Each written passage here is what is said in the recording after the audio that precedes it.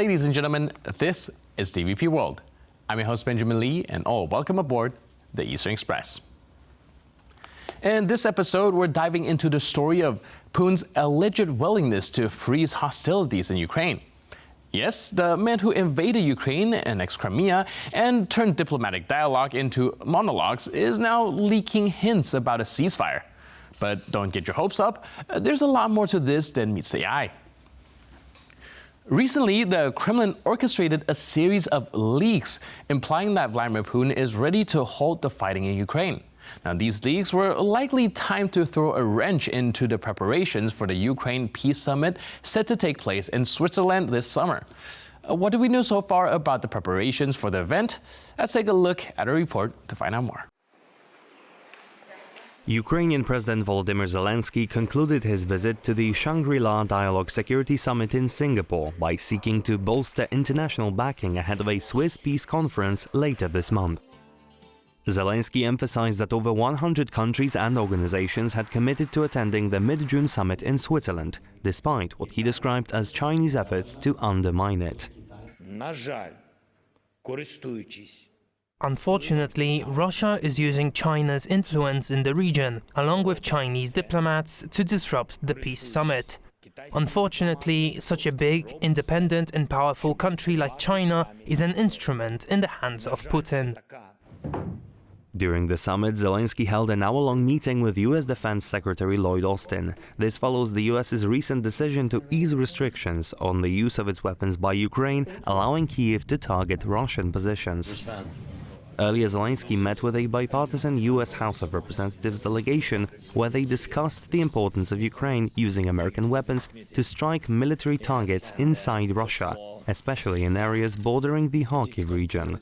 If we give you the right weapons, you can win this thing. The Russians are right on the other side of the border in Kharkiv. Yeah. You can't have one hand tied behind your back. The Ukrainian president stressed the importance of establishing a just peace, noting that Russia shows no willingness to end the war, making international cooperation crucial. Amid reports of the EU organizing peace talks with Russia and Saudi Arabia later this year, Zelensky expressed skepticism about Russian President Vladimir Putin's commitment to peace, citing ineffective negotiations since 2014. And now, let's take a look at the issue in greater detail. Now, why would Putin want to muddy the waters right before a peace summit? Well, the answer is simple: strategic advantage. Imagine this scenario. By creating an option for a ceasefire, Putin gains flexibility. He can adjust his stance, recalibrate his power plays within the Kremlin, and position himself favorably on an international stage. Over the past 27 months, he's repeatedly offered negotiations, which Kyiv has consistently rejected as mere ploy for Ukrainian capitulation. But this latest maneuver, using leaks, is a different beast. Now, these were initially picked up by Reuters, then quickly debunked. But the damage was done. The main message? Putin is ready to freeze hostilities along current front lines and sell this as a victory.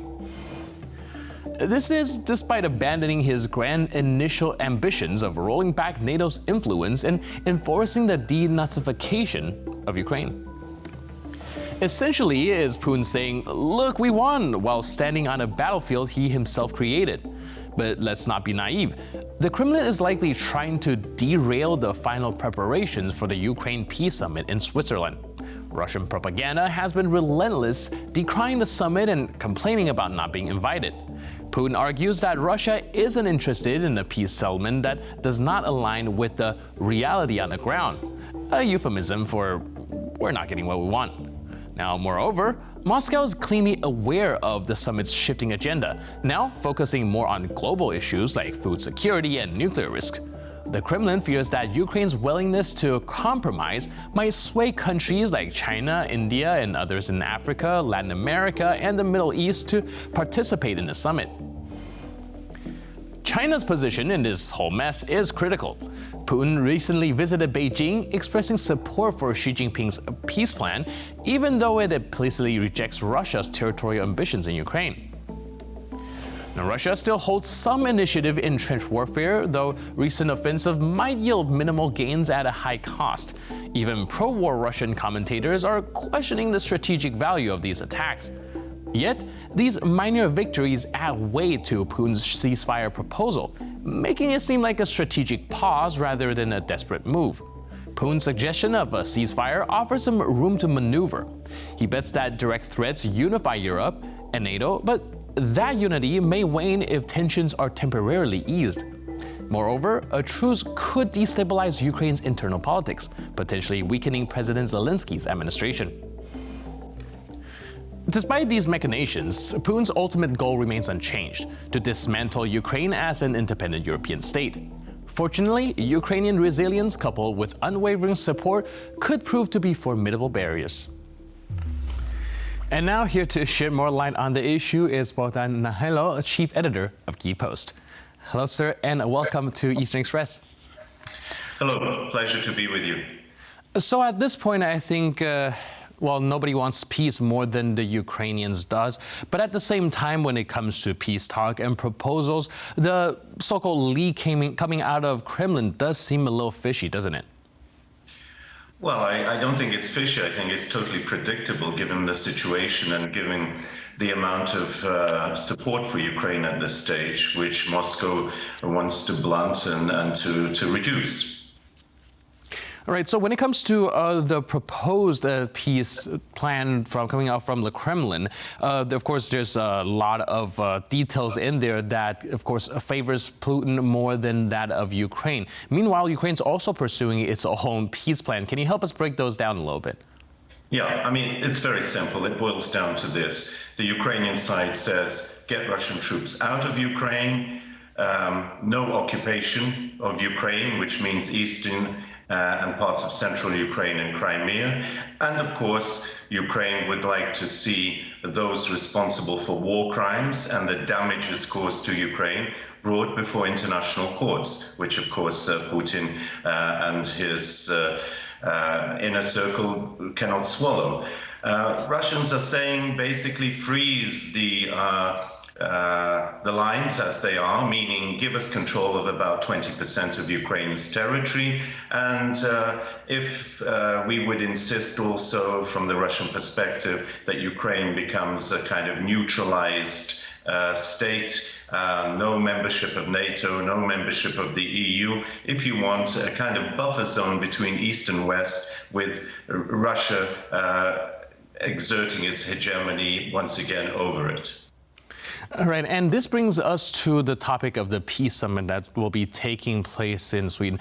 Though there's a very strong argument to be made that Russia, being the aggressor, shouldn't be even involved in talks when it comes to peace. However, there are also voices saying that it doesn't make sense to have a dialogue if only one perspective is presented and only one party, or at least the major party, Russia, is not involved. How can you help us understand and break this down?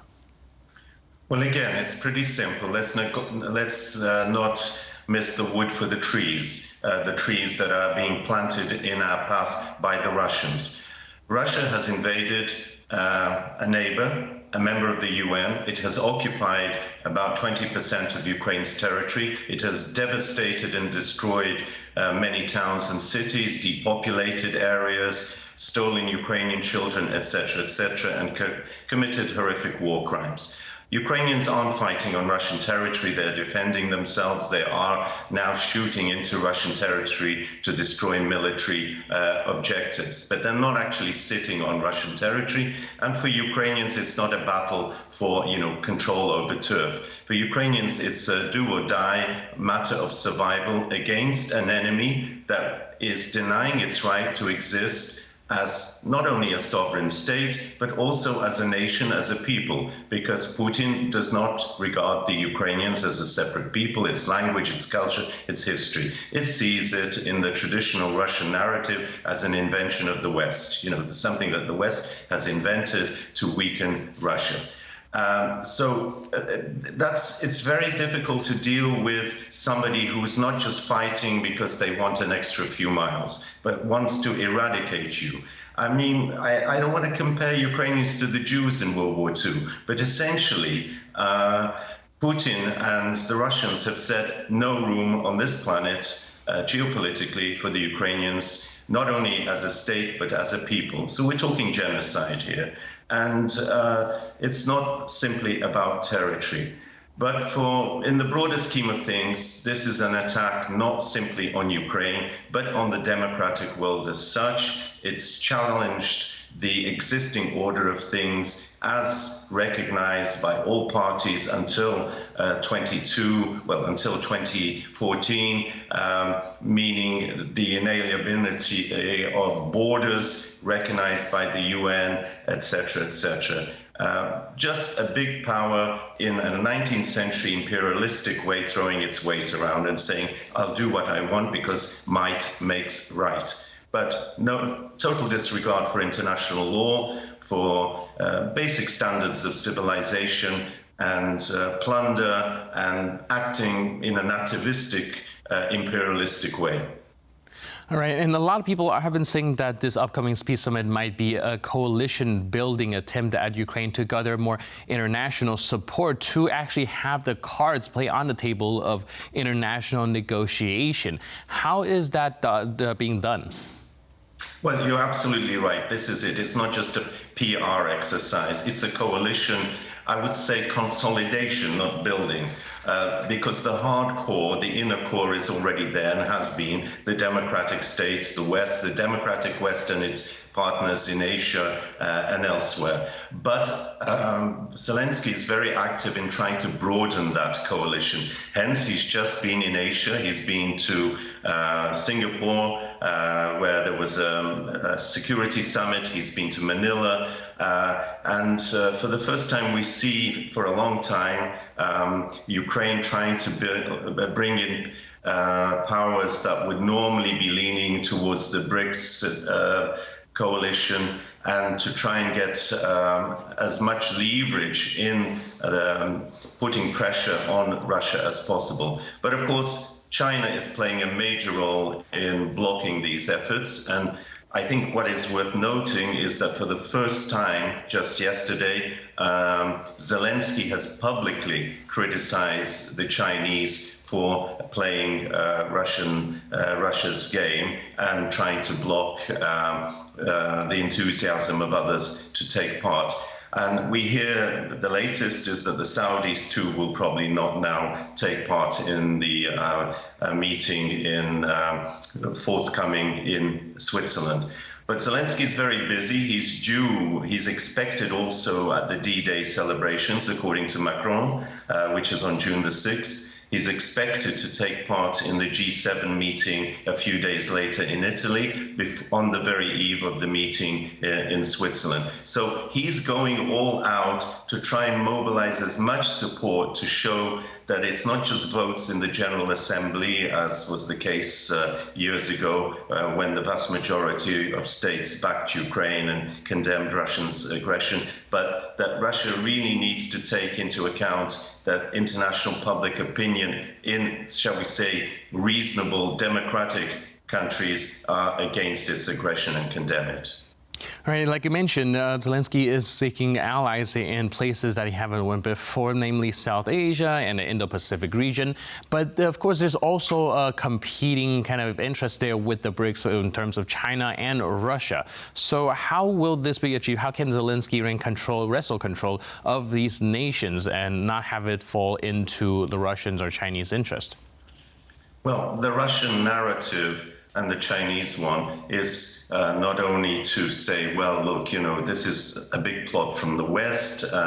Russia is just defending itself, its security, etc. And they're totally bypassing the issue of the genocidal nature of the conflict, the destruction of populations, cities, indiscriminate attacks on civilians, and the destruction of the Ukrainian national identity in areas that the Russians have occupied. That's one thing. But they are also trying to play up I mean Moscow and Beijing, to play on the old traditional anti-Western line of what used to be called the third world countries, or before that even the non-aligned countries, to point the finger at the West and to say, you know, Ukraine's not really a player here, it's an object, and it's really a struggle between East and West, and your interests are with us because we are for a multipolar world, not just one dominated by one or two powers. Let's say in this case they will say America, but increasingly, you know, there's China. Russia is less important these days despite its nuclear weapons. India up and coming, some of the South American countries like Brazil. You know, it's a different geopolitical constellation right now, but the Beijing and Moscow narratives are still the old narratives playing on residual anti-Western sentiment. And we do see that, of course, the original peace plan proposed by Zelensky has 10 points in them, and eventually they were kind of trimmed down to 3. Do you think that's an attempt to add including more countries with kind of points that they can all be on board with? Look, it boils down to, essentially, are you with the free world? Are you with free societies? So it really depends what you do at home. You'll support Ukraine if you support those values. If you are a dictatorship, authoritarian system at home yourself, you're not really going to go with the Ukrainians. You'll back Moscow, you'll back Beijing, etc. It boils down to that. You know, there's no real, you know, complexity about this issue. Naked aggression of this kind we saw by Hitler, in 1938, 39 onwards. So you position yourself. What is your self-identification? How do you want to go down in history? As a country that was with the dictators or with a country that fought for freedom? So last but not least, as all that being said, do you think that the upcoming peace summit and, well, those who choose not to be part of it is something that could be shining a light on whether or not these countries are for said democracy and freedom or not? Well, certainly they will shine. They will that light, but they will also confirm what we already know. But I think the call is to countries, say in Latin America, like Brazil, for example, a big player. You know, what kind of country are you? Which way are you heading? Are you heading towards the authoritarian model? Or do you want to be seen as a Western type with an open society, Western type of not just democracy, but economy, etc.? Clearly, there are states, as I've just said, that don't want this model. It's very convenient for them to have an authoritarian one, to have the same ruler in power for their lifetime. Take not just Moscow, but take Belarus, for example, Lukashenko and others. So I think that this exercise in galvanizing more support for Ukraine will clarify who's where and where they stand. But this is only halfway, shall we say, in the process. This is not the end of the process. This war is not going to end overnight unless something drastic happens, miraculous in Moscow, Palescu or something like this. But a war of attrition has set in. It's going to be a long process, and Ukraine needs as much support as it can get. But the free world also needs the unity that's required to see this through, given that we've got European elections forthcoming, which might change the political scenery somewhat in Europe. We've got America, the elections coming up there. We've got elections in Britain, a lot of uncertainties. So this meeting in June is going to really show us how the forces line up. All right, thank you so much for all your input and insight and help us analyze all the situation. Really appreciate it. And thanks again for being with us on Eastern Express. My pleasure. And now we're moving on to the Eastern News Flash, a series of all the other stories from the East that you don't want to miss. First, for a story broken by German media, we're taking you back in time. Confidential documents revealed by Süddeutsche Zeitung show the Angela Merkel government's deep involvement in the Nord Stream 2 pipeline, despite claiming it was a private venture. Documents from the economic ministry, dated even after Russia's annexation of Crimea, show Germany's intent to remain reliant on Russian gas. Vice-Chancellor Sigmar Gabriel was informed in 2015 about the pipeline's potential to increase Germany's dependence on Russia. Despite opposition from the EU and neighboring countries, Germany pushed ahead. They even conducted informal talks in Brussels to mitigate skepticism from Poland and Slovakia. German officials defended the project in the US despite sanctions and growing opposition. The economic ministry maintained close ties with Nord Stream AG2, led by Putin ally Matthias Warnig. As per the Daily's report, by insisting on completing the project, Germany has gained a reputation as a country blind to Russian aggression or simply too infatuated with a lucrative deal. Although the pipeline was completed, it never became operational due to Russia's invasion of Ukraine in February 2022. Last month, a Chinese trade body posted a procurement notice seeking drone jamming equipment for Russian buyers. This notice highlighted close ties between China and Russia, raising concerns in the United States and Europe over China's supply of dual-use technology to Moscow. The association, called the Guangdong Province Trade Promotion Association for Russia, requested items like interference generators and UAV suppressors developed by St. Petersburg's 3MX used in Ukraine. Although the notice was later removed, a representative claimed it was a mistake. The US has warned China against aiding Russia's defense industry, emphasizing a choice between Western business or supporting Russia's war efforts. Despite Beijing's denial of supplying lethal arms, China's dominant role in the global drone supply chain remains contentious. The US recently sanctioned Chinese firms aiding Russia. The United Kingdom's domestic counterintelligence agency, MI5, has been directed to prioritize counter-espionage over counterterrorism. Now, this shift is in response to a significant recruitment drive by ongoing war in Ukraine and the threat posed by Russia and its allies. The decision was made due to increased threats from Russia, China and Iran. Government sources indicated that MI5 will allocate more resources to espionage threats, especially from these three nations, without deprioritizing counterterrorism. A senior official highlighted that following the 2018 Novichok attack in Salisbury, which led to the expulsion of 23 Russian spies, Russia has actively been recruiting new assets. Additionally, the UK's support for Ukraine has heightened espionage activities. Recent reports revealed Russia's recruitment of violent right-wing extremists for sabotage attacks in Europe and the UK, and an unquantifiable number of Chinese agents operating across various UK sectors. A pro-Russian Moldovan opposition leader is calling for closer ties with Russia and China. Igor Dodon, a leader of Moldova's largest opposition party and former president, is trying to get ahead of the national elections coming later this year. Igor Dodon, who leads the leftist Socialist Party, urged opposition groups to unite and field a single candidate against pro-Western President Maia Sandu in the October election. He criticized the current government for neglecting traditional allies such as Russia and China, advocating for a return to a normal dialogue with these nations. Sandu, who views Russia as a significant threat, is leading efforts for Moldova to join the European Union, with a membership referendum scheduled alongside the presidential election. Her not winning re-election would put a large question mark next to Chisinau's European aspirations. And that's all on this episode of Eastern Express. But for more news, update, and commentary, please stay tuned to TVP World.